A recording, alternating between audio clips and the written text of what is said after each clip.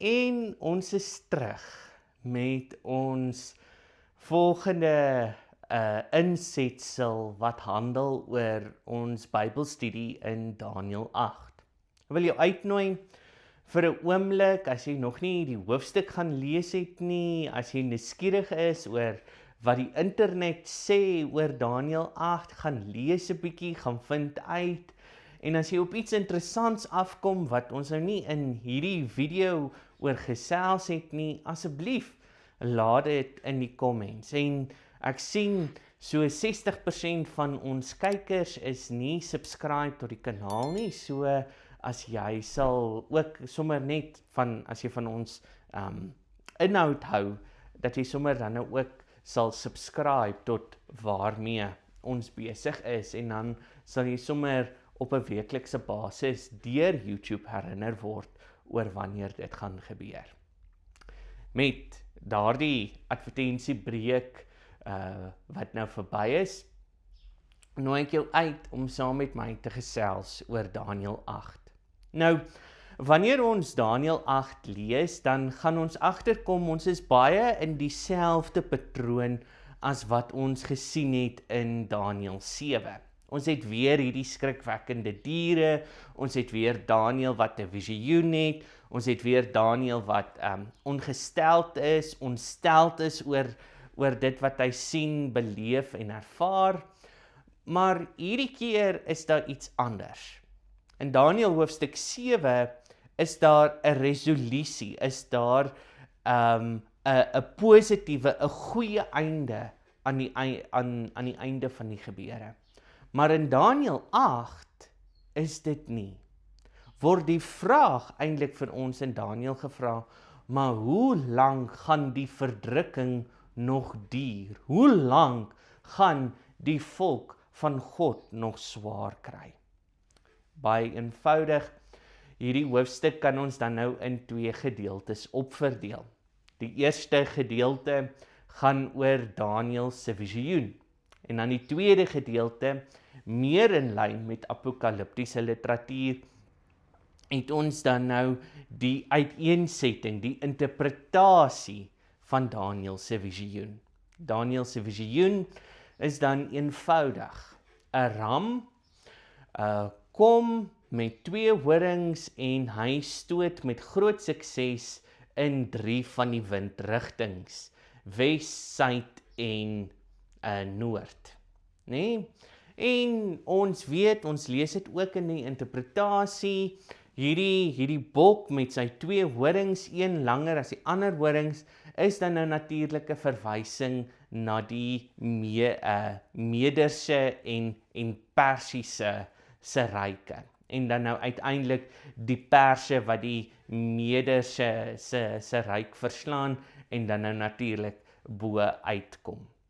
Dan nadat die ram sy oorwinning gehaal het, is daar skielik 'n bok met 'n opvallende eenhoring wat met groot spoed kom hierdie bok skaapram uitdaag en hom verslaan.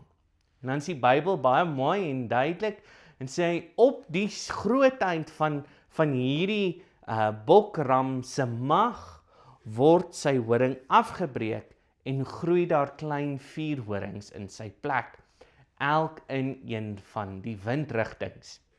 Maar een van hierdie horings word uitermate sterk en groei en raak tot aan die hemeltroon. Nee? En dan is daar verwysings dat die offerdiens gestaak word en al hierdie slegte dinge wat binne die tempelkonteks aan die gang is. Wanneer dit gebeur, kry ons dan die slotsom van die visioen, wat 'n stem dan nou vra, maar hoe lank sal ons hierdie vervolging, hierdie swaar kry, hierdie teneergedruktheid ervaar? Dan is die Hebreëus baie duidelik, aand en oggend 2300 dae. En dis die visioen. Skielik is daar 'n stem wat dan nou die vraag vra, Maar nou, wie gaan dit verduidelik? Verduidelik dit aan Daniël. En dan kom die engel Gabriël en hy verduidelik dit aan Daniël. Soos ons nou gesê het, die skaapram verwys na die Mediese en die Persiese ryk, en dan nou die groot bokram wat dan nou kom om die Mede en die Perse te verslaan, is dan nou verwysend na Alexander die Grote, wat die Persiese ryk in 'n rekordtyd vernietig.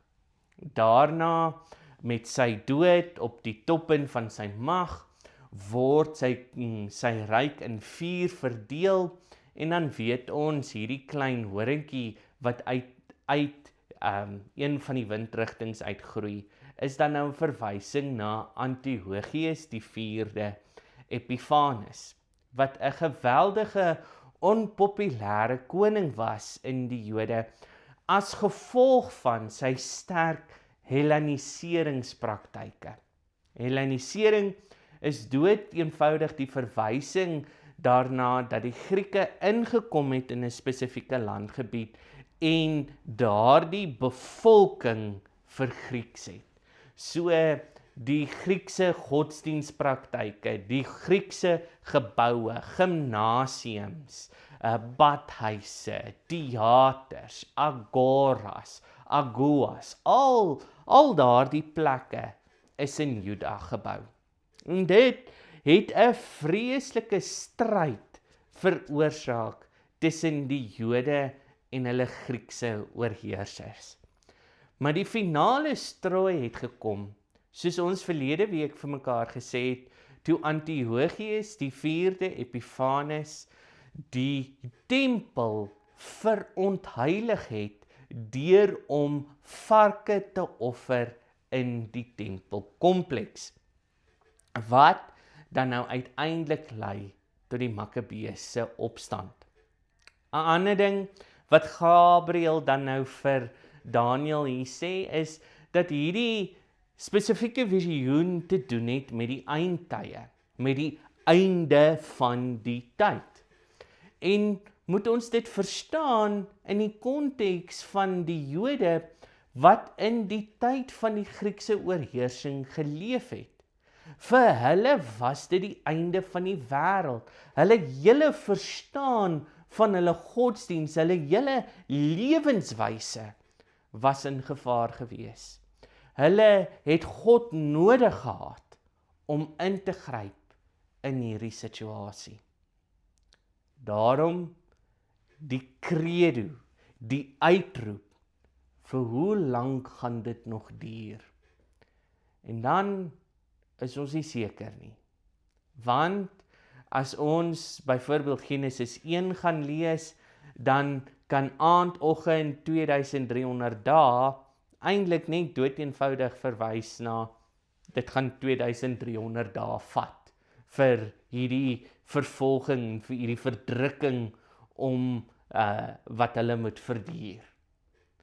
Dit kan ook verstaan word in die sin van hulle is ontbied om nie die oggend en die aandoffers te bring nie, en daarom as dit insluit, dan moet ons daai getal in die helfte insny, dan sit ons met 1150 dae wat dit nie wat hulle vervolg gaan word. Of ons moet dit verdubbel na 4600 toe.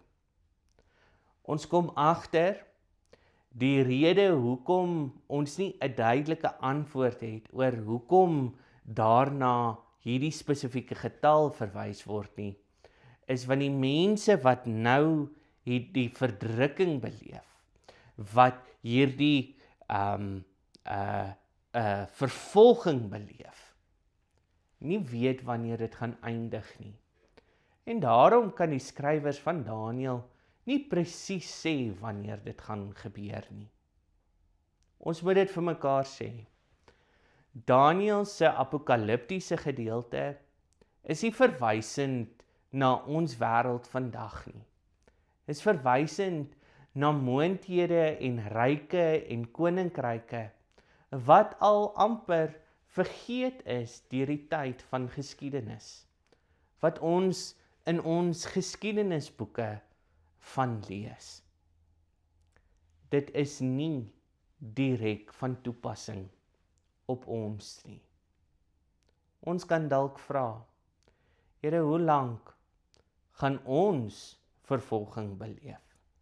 Ons kan dalk vra, Here, hoe lank gaan ons swaar kry? En die antwoord wat Daniël bied is om te sê, maar dit is net tydelik. Die Here se geregtigheid sal seëvier. Ons moet net op hom vertrou. Ons moet net op hom staat maak.